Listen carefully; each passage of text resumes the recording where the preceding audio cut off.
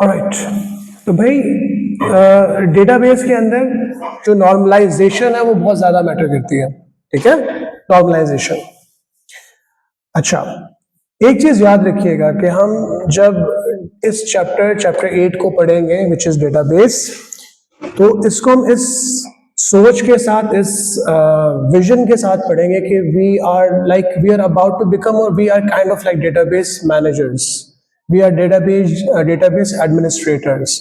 हम डेटाबेस को क्रिएट करने वाले हैं। ये देखो मैं ऐसा क्यों कह रहा हूं, जब आप किसी भी प्रॉब्लम को, जितने भी डेटाबेस के अंदर प्रॉब्लम्स हैं, आप उसको ऑब्जर्व इस तरह से करोगे कि आपको डेटाबेस बना के देना है। ठीक है, आपका जो बना हुआ डेटाबेस है वो लोग चलाकर देखेंगे, आप उसके अंदर जो एसक्यूएल की क्यूरीज अप्लाई करोगे, वो क्यूरीज जब रन होंगी तो वो रिजल्ट्स लोगों को जनरेट करके देंगे। ठीक है, so you are the database administrators, you will going to design the database. चलो, एक तो बात ये हो गई। जब भी कभी आपको कोई सिनेरियो ला के दिया जाएगा कि जी आपको स्कूल का डेटाबेस बनाना है, आपको हॉस्पिटल का डेटाबेस बनाना है, आपको किसी शोरूम का डेटाबेस बनाना है, आपको कोई ई कॉमर्स का, दराज OLX टाइप की किसी वेबसाइट का डेटाबेस बनाना है, आप सबसे पहले क्या बनाओगे? टेबल्स बनाओगे। एक से ज्यादा टेबल बनेंगे। ठीक है, ए लेवल्स के अंदर जब हम डेटाबेस पढ़ते हैं तो उसमें एक नहीं, एक से ज्यादा टेबल बनता है। हाँ, टेबल्स बनेंगे, फिर उनके दरमियान रिलेशनशिप्स भी होंगे। अच्छा, जब टेबल्स बनाओगे तो आपका जो हर टेबल है डेटाबेस का, when I talk about tables, so you have to keep this in your mind कि हम इलेक्ट्रॉनिक डेटाबेस का जिक्र कर रहे हैं। टेबल्स होंगे वो इलेक्ट्रॉनिकली क्रिएट होंगे, ऑन कंप्यूटर्स होंगे। तो वो जितना भी डेटाबेस है उसका हर एक टेबल जो है उसका नॉर्मलाइज होना बड़ा जरूरी है। In normalization, there was this computer scientist J.F. Codd who invented the method of normalization. अब डेटाबेस जब बना रहे हो, टेबल्स बना रहे हो, टेबल्स के अंदर प्राइमरी फॉरेन कीज डिफाइन कर रहे हो, उसके अंदर उसके कॉलम्स, उसके एट्रीब्यूट्स के नेम रख रहे हो, तो वो सारे डेटाबेस के अंदर कुछ रूल्स का तुम्हें ख्याल रखना है। वो रूल्स जो है वो नॉर्मलाइजेशन के अंदर डिफाइन होता है। ठीक है, जैसे हमने यहाँ पे थोड़ा सा लिखा हुआ भी है, electronic database should be able to work, it should be maintainable, it should be updatable, it should function accordingly. तो नॉर्मलाइजेशन ये मेक श्योर करता है कि आपका डेटाबेस, इलेक्ट्रॉनिक डेटाबेस, वो सही से चले, मेंटेन हो सके, उसमें डेटा ऐड हो सके, डिलीट हो सके। ऐसा नहीं है कि आपने किसी एक रिकॉर्ड को डिलीट किया, कोई दूसरा वाला रिकॉर्ड भी डिलीट हो गया। डेटा ऐड किया तो कहीं किसी और जगह पर भी ऐड हो गया। मेल फंक्शन नहीं होना चाहिए। सही है, तो ये सब तभी पॉसिबल होगा जब आपका डेटा नॉर्मलाइज होगा। फर्स्ट नॉर्मल फॉर्म हमें क्या कहती है, ये उसका रूल है। देखो बेटा, ये आप इसके साथ साथ नोट्स पे बनाते चले जाओ, इसको लिखते भी चले जाओ। नॉर्मलाइजेशन के कई रूल्स हैं, लेकिन हमारे सिलेबस के अंदर सिर्फ 3 स्टेप्स हैं इसके। Step number 1 which is known as first normal form. Normalisation के 3 रूल्स हैं। फर्स्ट नॉर्मल फॉर्म क्या कहती है कि जो डेटाबेस आप बनाने के लिए जा रहे हो, जिसके अंदर आप टेबल्स बनाओगे, टेबल्स के नेम रखोगे, हर टेबल के अंदर कॉलम्स होंगे, यानी कि उसको एट्रीब्यूट्स बोलेंगे, उसके नेम्स होंगे। फर्स्ट नॉर्मल फॉर्म क्या कहती है मैडम? हर टेबल के अंदर, देखो ए लेवल्स के अंदर, वैसे भी रियलिस्टिकली डेटाबेस के अंदर एक से ज्यादा टेबल होता है। हर टेबल के अंदर जो है आपके पास प्राइमरी की होना मस्ट है। नंबर 2, ये फर्स्ट नॉर्मल फॉर्म की 3 से 4 रूल्स हैं। ठीक है, दूसरा जो इसका रूल है फर्स्ट नॉर्मल फॉर्म का, वो ये है कि एट्रीब्यूट के नेम, कॉलम के नेम रिपीट नहीं होने चाहिए। तीसरा, डेटा नहीं, एक रिकॉर्ड के अंदर डेटा रिपीट नहीं होना चाहिए। एक रिकॉर्ड के अंदर डेटा जो है वो रिपीट नहीं होना चाहिए। चलो, ये सारी बातें हो गई। Okay, good. बेटा नीचे हमारे पास एग्जाम्पल के तौर पे कुछ टेबल्स मौजूद है। अब चारों टेबल्स में से कुछ टेबल फर्स्ट नॉर्मल फॉर्म को अचीव कर चुके हैं, कुछ ने नहीं किया, तो किस फर्स्ट नॉर्मल फॉर्म के किस रूल को ब्रेक कर रहे हैं हम वो भी देखेंगे। टेबल नंबर 1 ये फर्स्ट नॉर्मल फॉर्म में नहीं है। इसका रीजन नंबर 1 क्या है? इसमें प्राइमरी की नहीं है। देखो बेटा, जब भी तुम डेटाबेस के अंदर कोई भी टेबल देखोगे, उसमें एक या एक से ज्यादा कॉलम के जो नेम्स हैं, देखो बेटा इसको हम कहते हैं एट्रीब्यूट कॉलम। ये जो चीज है ना, ये फिलहाल सिर्फ टेबल के अंदर एक एक रिकॉर्ड है, एग्जाम्पल के तौर पे आपको दिखाया हुआ। इसके अंदर जो ये चीज है, ये आपका एट्रीब्यूट कहलाता है, पूरा कॉलम को एट्रीब्यूट कहता है, सही है। तो एक या एक से ज्यादा एट्रीब्यूट अंडरलाइन हो तो इसका मतलब ये है कि हमारे पास प्राइमरी की मौजूद है। अगर टेबल के अंदर आपको कोई भी एट्रीब्यूट अंडरलाइन नहीं मिलेगा, जैसे कि मैं यहाँ पे नजर आ रहा है, तो इसका मतलब इसके अंदर प्राइमरी की मौजूद नहीं है। फर्स्ट होमोफॉर्म क्या कहता है? प्राइमरी की मस्ट होनी चाहिए हर टेबल के अंदर। तो एक रीजन तो इसकी ये हो गई कि ये आपका ये वाला टेबल फर्स्ट होमोफॉर्म को अचीव नहीं कर रहा, सही है। नंबर टू अब इसमें नोट डाउन कीजिएगा कि रिकॉर्ड के अंदर फर्स्ट नेम के अंदर टॉम है, सरनेम के अंदर स्मिथ है, और आगे फिर फुल नेम लिखा हुआ है टॉम स्मिथ, डेटा रिपीट हो रहा है। तो फर्स्ट होमोफॉर्म क्या कहती है कि रिकॉर्ड के अंदर आपका डेटा रिपीट नहीं होता। भाई या तो फुल नेम ले लो या फिर आप फर्स्ट नेम और सरनेम ले लो, बाद में खुद ही क्यूरी लगा के इसको जोड़ के हम एक कर लेंगे। डेटा रिपीट नहीं होना चाहिए, सही है। क्योंकि अगर डेटा नॉर्मलाइज नहीं होगा, इस तरह से डेटा होगा तो मेंटेन नहीं हो सकता, अपडेट नहीं हो सकता, करप्ट हो सकता। चलें जी, जब भी डेटाबेस को आप डिजाइन करोगे, डेटाबेस का नॉर्मलाइज होना मस्ट है, इलेक्ट्रॉनिक डेटाबेस का। अगर वो नॉर्मलाइज नहीं होगा, अकॉर्डिंग टू आवर सिलेबस, हम बहुत ज्यादा डिटेल में बात कर सकते हैं, लेकिन अकॉर्डिंग टू आवर सिलेबस अगर आपका डेटाबेस नॉर्मलाइज नहीं होगा, first second third normal form उसने अचीव नहीं की हुई होगी, तो आप बोलोगे यार ये डेटाबेस क्योंकि नॉर्मलाइज नहीं है इसलिए ये अपडेट नहीं हो सकता ठीक तरह से, ये मेंटेन नहीं हो सकता, इसमें डेटा करप्ट हो जाएगा, इसमें वैल्यूज को आप ठीक तरह से डिलीट नहीं कर सकते, ऐड नहीं कर सकते, इंसर्ट नहीं कर सकते, सो एंड सो। ठीक है, कीपिंग थिंग्स सिंपल। अच्छा बेटा, ये समझ में आ गया कि फर्स्ट होमोफॉर्म को पहला टेबल क्यों अचीव नहीं कर रहा? प्राइमरी की नहीं है और डेटा रिपीट हो रहा है। फर्स्ट नेम में टॉम, सरनेम में स्मिथ और फुल नेम में फिर टॉम स्मिथ। ठीक है, तो दो दफा टॉम टॉम स्मिथ स्मिथ नहीं चलेगा। Make sense? Make sense? आगे चले। अच्छा, नीचे जो सेकंड टेबल है ये आपका फर्स्ट होमोफॉर्म को अचीव कर रहा है।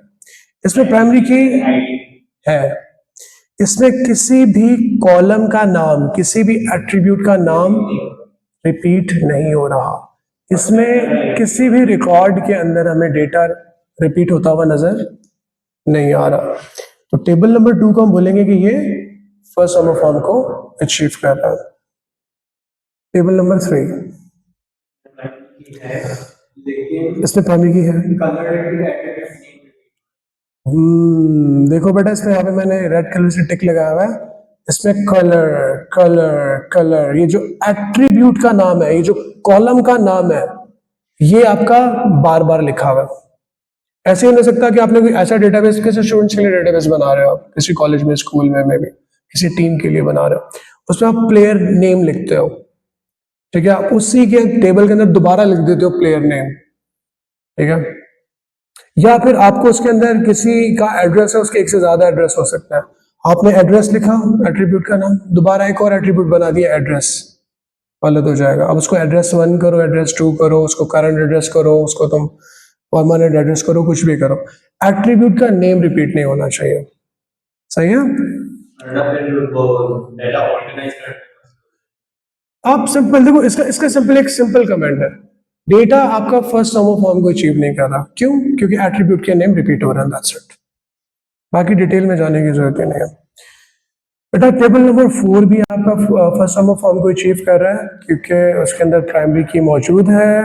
रिकॉर्ड के अंदर हम देख सकते हैं कि डेटाबेस रिपीट नहीं हो रहा और किसी भी एट्रीब्यूट का, बिल्कुल। अच्छा, फर्स्ट होमोफॉर्म अचीव हो गई, आप डेटाबेस बना रहे थे, आपने कुछ टेबल्स के नाम सोचे और टेबल्स के अंदर प्राइमरी कीज डिफाइन कर दी, एट्रीब्यूट्स बना लिए और फर्स्ट होमोफॉर्म अचीव हो गई। प्राइमरी की भी है, एट्रीब्यूट का नाम भी रिपीट नहीं हो रहा, डेटा भी रिपीट नहीं हो रहा। अब उसके बाद तुम चेक करोगे कि क्या तुम्हारा डेटाबेस सेकंड नॉर्मल फॉर्म को अचीव कर रहा है। सेकंड एनएफ, बेटा एनएफ का मतलब नॉर्मल फॉर्म है, ये नॉर्मलाइजेशन है। बेटा नॉर्मलाइजेशन A2 के अंदर बच्चे पढ़ते हैं, डेटा रिप्रेजेंटेशन के अंदर भी। ये वो वाली नॉर्मलाइजेशन नहीं है, ये डेटाबेस की नॉर्मलाइजेशन है, ठीक है। एएस पेपर 1 चैप्टर 8 की। बेटा सेकंड नॉर्मल फॉर्म के लिए सबसे पहले तो मैं आपको डेफिनेशन लिखवा दूंगा। तो बेटा इसकी डेफिनेशन बिल्कुल एग्जाम स्टाइल की डेफिनेशन है। सबसे पहले आपके पास आ जाती है कि all the non-key attributes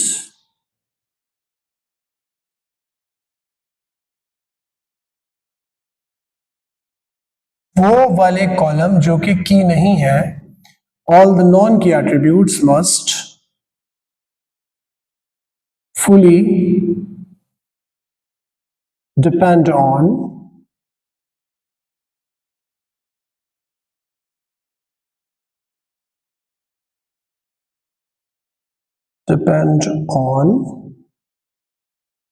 key attributes।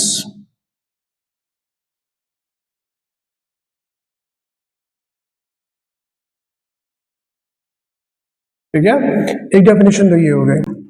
अच्छा, इसी डेफिनेशन की एक और डेफिनेशन भी है, वो कान को पहले इधर से पकड़ लो उधर से पकड़ लो, लेकिन इंपॉर्टेंट है क्योंकि पेपर के अंदर आती है। वो आपको कभी मैच द बॉक्स की फॉर्म में दे देगा, कभी किसी फॉर्म में दे देगा। इसी चीज को वो इस तरह से भी कहता है कि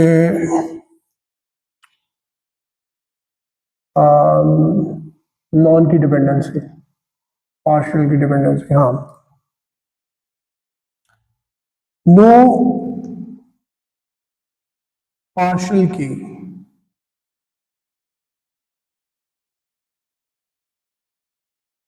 dependency.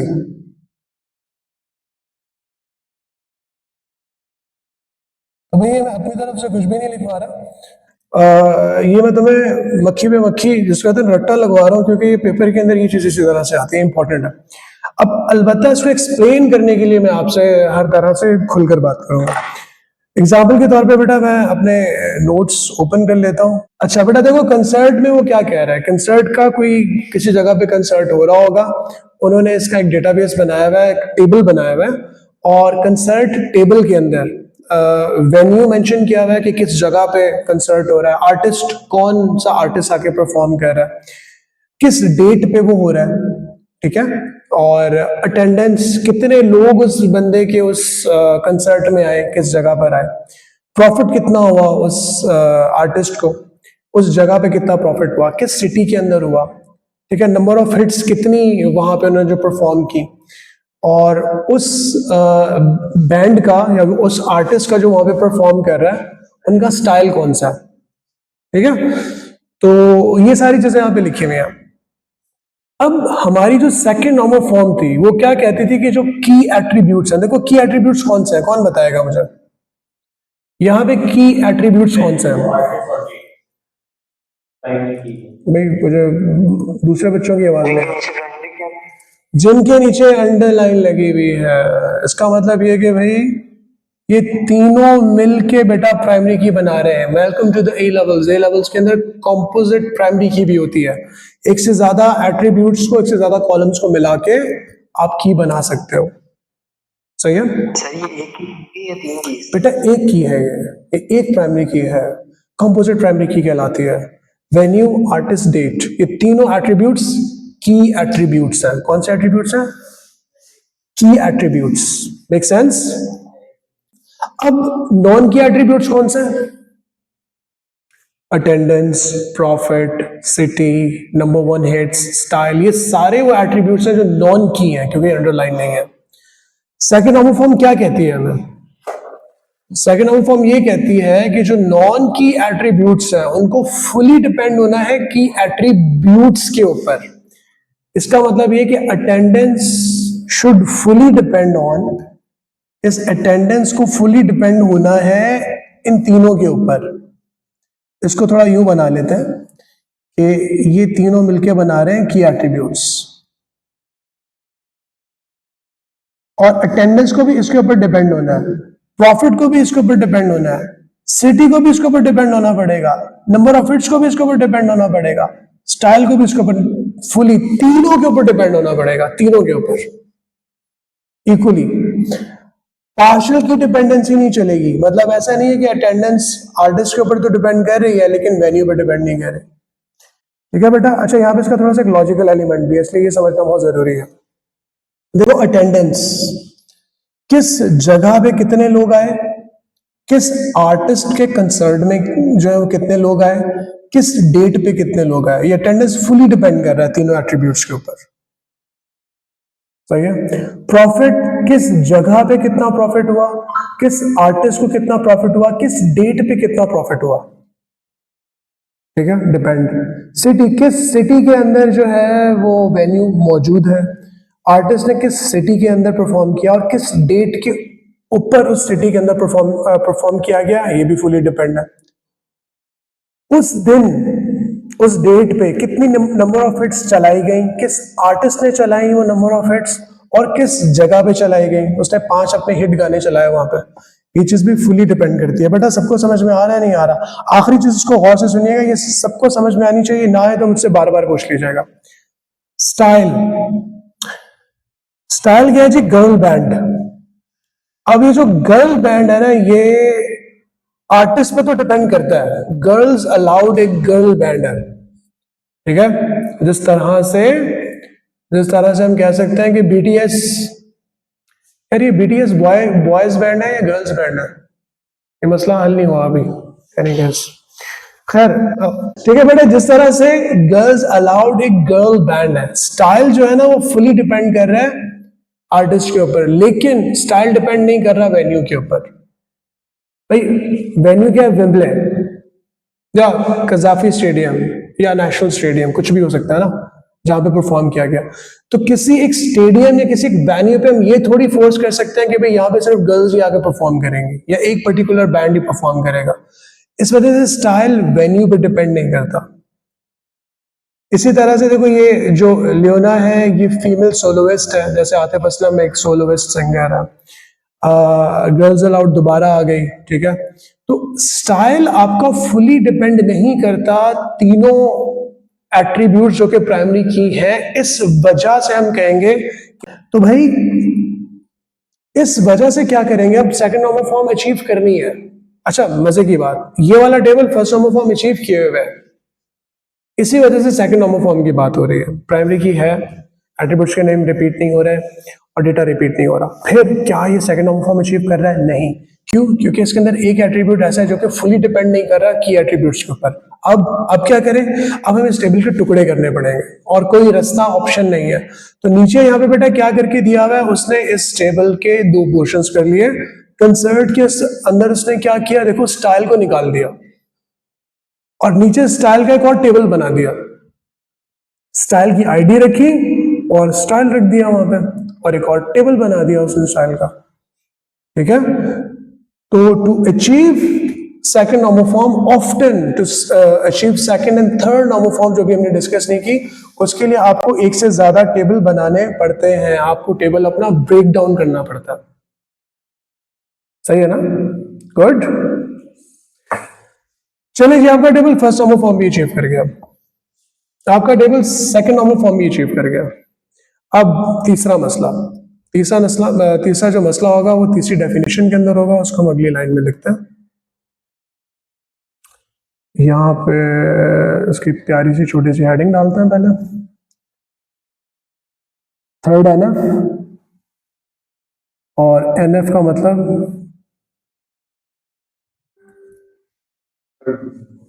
Third normal form.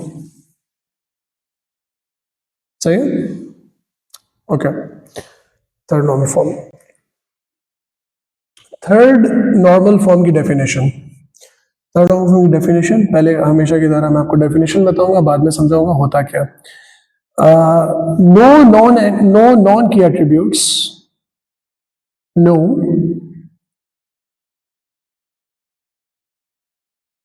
Non की एट्रीब्यूट्स, या आई थिंक इसको डायरेक्टली मुझे यूं लिख देना चाहिए, ये ज्यादा थोड़ा कॉम्प्लिकेटेड हो जाएगा। नॉन की attributes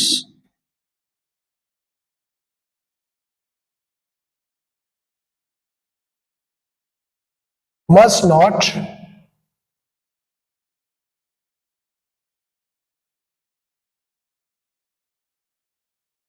depend on each other.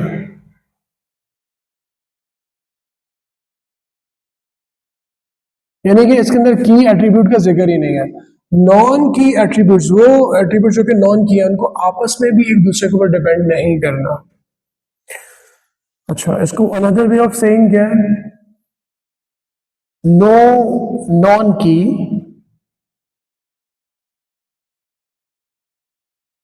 Dependency.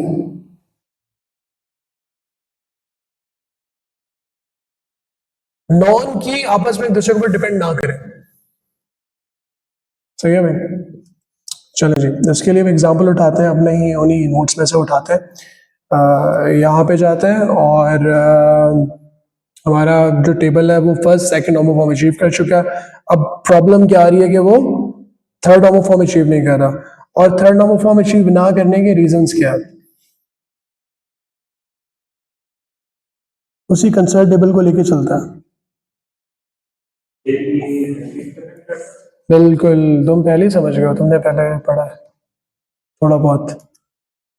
तुमने जो है स्पॉइलर दे दिया है हमारे बच्चों को।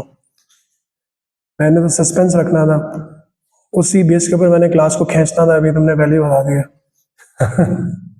Okay, in any case, alright, देखो भाई, अब ये टेबल जो है फर्स्ट और सेकंड होमोफॉर्म अचीव कर चुका है, कंसर्ट वाला टेबल।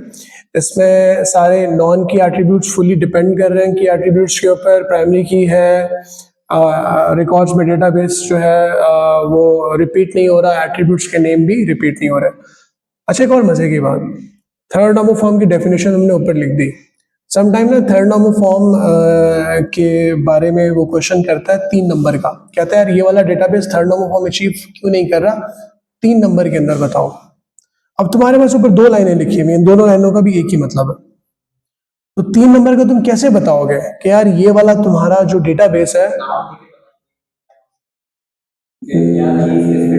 वो भी तुम्हारे, चलो 2 नंबर आ गया, तीसरा नंबर कैसे लोगे? देखो, थर्ड नॉर्मल फॉर्म के लिए तुम बड़े आराम से बताओगे, this database has already achieved first and second normal form. अब क्योंकि ये फर्स्ट और सेकंड नॉर्मल फॉर्म अचीव कर चुका है, अब हम इसके थर्ड नॉर्मल फॉर्म की बात करेंगे। ठीक है? समटाइम वो कहता है कि ये वाला डेटाबेस आपका थर्ड नॉर्मल फॉर्म में है, 3 नंबर में बताओ क्यों? क्योंकि first and second normal form इसने अचीव की हुई है, क्योंकि इस डेटाबेस के अंदर प्राइमरी की मौजूद है। अब ये फर्स्ट नॉर्मल फॉर्म की बात है, तो लेकिन तुम थर्ड नॉर्मल फॉर्म में कर रहे हो, लेकिन इसको तुम कंप्लीट कैसे करोगे कि क्योंकि इसके अंदर प्राइमरी की मौजूद है, इसके एट्रीब्यूट्स के नेम रिपीट नहीं हो रहे, इसके अंदर सारे नॉन की एट्रीब्यूट्स फुली डिपेंड कर रहे हैं की एट्रीब्यूट्स के ऊपर। फर्स्ट सेकंड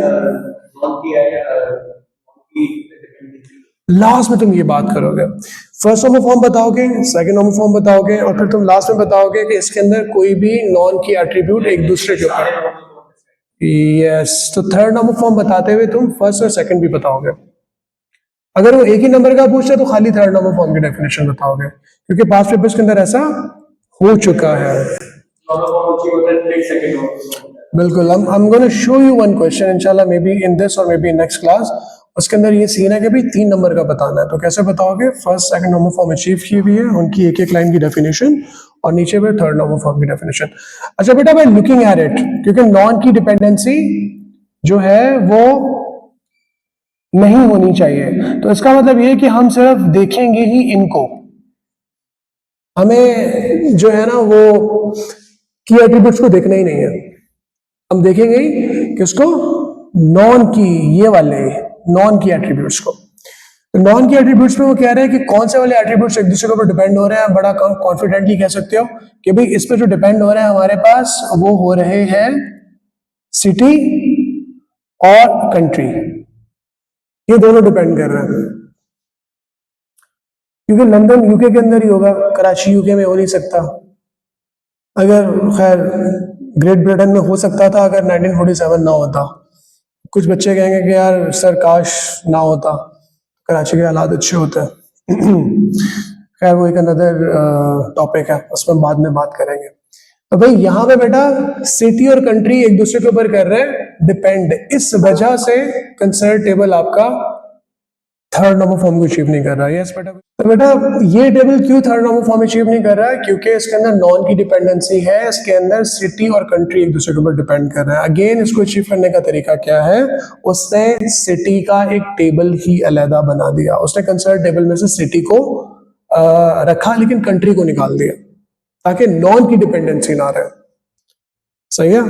और सिटी वाले टेबल में सिटी को प्राइमरी की बना के उसने लिंक भी कर दिया बड़ी खूबसूरती के साथ। अब ये जो लेट्स सपोज कंसर्ट हो रहा है और आपकी जो गर्ल्स अलाउड है लेट्स सपोज आ जाती है पाकिस्तान, और वो पाकिस्तान का टूर करती हैं। वैसे तो वर्ल्ड टूर पे निकली हुई है, पाकिस्तान का पूरा टूर करती हैं। वो जाती हैं कराची में, कराची से सक्खर, सक्खर से मियाँवाली, मियाँवाली से जो इस्लामाबाद, रावलपिंडी, पेशावर, हर जगह जा रही है ना। अब जब टेबल बनेगा तो सिटी के अंदर सिटी के नेम तो चेंज हो रहे होंगे, कंट्री के अंदर पाकिस्तान पाकिस्तान पाकिस्तान पाकिस्तान बार बार लिखा हुआ आ रहा होगा। अब वर्ल्ड टूर में वो इंडिया के अंदर जाएंगे, इंडिया की और सिटीज है, वहां पे वो अगर 25 सिटीज में जाएंगी फिर इंडिया इंडिया इंडिया इंडिया, तो डेटा ना आपका रिपीट हो रहा है। तो नॉर्मलाइजेशन क्या करती है? आपकी जो इररेलेवेंट डेटा की खामखा की जो रिपीटेशन है ना उसको भी बचाती है। वो सिटी का मेंशन करना जरूरी है, कंट्री का अगर जरूरत पड़ेगी, अगर कोई पूछेगा कि जी सक्खर के अंदर परफॉर्म किया था और कहीं रिकॉर्ड के अंदर क्यूरी लगा के डिस्प्ले करना है कि सक्खर कौमा पाकिस्तान, तो दोनों टेबल में से डेटा रेफर होकर आ जाएगा, लेकिन बार बार रिपीट नहीं होगा। तो ये एक वन गुड एग्जांपल है कि नॉर्मलाइजेशन क्या करती है, आपके जब डेटाबेस बहुत बड़े हो जाते हैं इररेलेवेंट डेटा को खामखा रिपीट नहीं होने देती, वो जगह नहीं घेरती, क्यूरीज लगाना स्लो नहीं होगा वगैरह वगैरह। ठीक है, चले जी।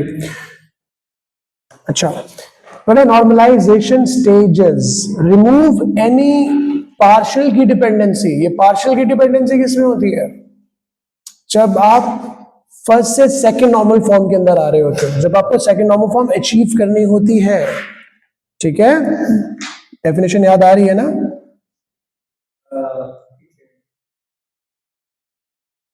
अच्छा, remove any repeating group of attributes. बेटा ग्रुप के जो एट्रीब्यूट्स के नेम रिपीट हो रहे होते हैं किसमें हटाते हैं? जीरो से। बिल्कुल। नॉन की डिपेंडेंसी की कहानी किसमें होती है? सेकंड से थर्ड नॉर्मल फॉर्म। क्या समझा? ठीक है, तो जिस तरह से देखो मैंने अभी तुम्हें दो तरह की डेफिनेशन लिखवाई थी, वो भी हमारे काम आ गए। अच्छा, normalisation the characteristics of the database that is in the third normal form. अच्छा देखो ये तीन, बिल्कुल ये वो क्वेश्चन था जिसके मैं तुम्हें कहानी बता रहा था। ये थर्ड नॉर्मल फॉर्म की खाली डेफिनेशन लिखोगे तो उसके तो नंबर नहीं मिलेंगे। तो आप फर्स्ट नॉर्मल फॉर्म का भी जिक्र करोगे कि इसके अंदर एट्रीब्यूट्स जो है वो उनके जो एट्रीब्यूट के नेम्स है वो रिपीट नहीं हो रहे, प्राइमरी की मौजूद है। सेकंड नॉर्मल फॉर्म की बात करोगे, इसमें पार्शियल की डिपेंडेंसी नहीं है, और लास्ट में फिर तुम कहोगे कि इसके अंदर जो नॉन की एट्रीब्यूट्स है वो एक दूसरे के ऊपर भी डिपेंडेंट नहीं है। हेंस इस वजह से हमारा जो डेटाबेस है वो थर्ड नॉर्मल फॉर्म को अचीव कर रहा है। तो इस वजह से आपको 3 नंबर मिलेंगे क्योंकि पूरी कहानी लिखोगे आप। 1NF, 2NF, 3NF तीनों को एक्सप्लेन करोगे। सही है, खुद कीजिएगा, मैंने बता दिया, रिकॉर्डिंग भी होगी, सुन के कर लेना। सही है। तो बेटा नॉर्मलाइजेशन के क्वेश्चन कुछ इस तरह के आते हैं, वो मैचिंग द बॉक्स वाले भी आते हैं। मुझे ये आ गए, मेरे ख्याल में आ गया। चलो देख लो, शुक्र है। ये पेज नंबर है 379 में। All fields are fully depend on the primary key. Second normal form. सही है। There are no repeating group of attributes. कौन बताएगा मुझे क्या होता है ये? एट्रीब्यूट्स के ग्रुप्स रिपीट नहीं हो रहे, एट्रीब्यूट के नेम रिपीट नहीं हो रहे। First normal form. There is no partial dependency. बेटा पार्शियल डिपेंडेंसी, अच्छा देखो यहां पे थोड़ी चीज ट्रिकी हो गई बेटा। ये जो प्योर डेफिनेशन बनती है ना, किसकी बनती है? सेकंड नॉर्मल फॉर्म की। अब इसको गौर से सुनिएगा। All fields are fully dependent on the primary key. सारी की सारी जो ये बनती किसकी है? फर्स्ट नॉर्मल फॉर्म की। अब बड़े गौर से देखिएगा, बड़ी मजे की चीज है इसमें। देखो क्या लिखा हुआ है, draw one line from each normal form to the most appropriate definition. अब बच्चा बोलेगा यार थर्ड नॉर्मल फॉर्म की तो डेफिनेशन दी नहीं, सर ने तो बताया था नॉन की डिपेंडेंसी। वो तो कहेगा यार फर्स्ट और सेकंड नॉर्मल फॉर्म होती है ना उसके अंदर, थर्ड नॉर्मल फॉर्म के अंदर। अब तुम क्या करोगे, तुम इसको यूं कर दोगे, तुम बोलोगे यार थर्ड नॉर्मल फॉर्म के अंदर फर्स्ट नॉर्मल फॉर्म वाली बात भी तो होती है,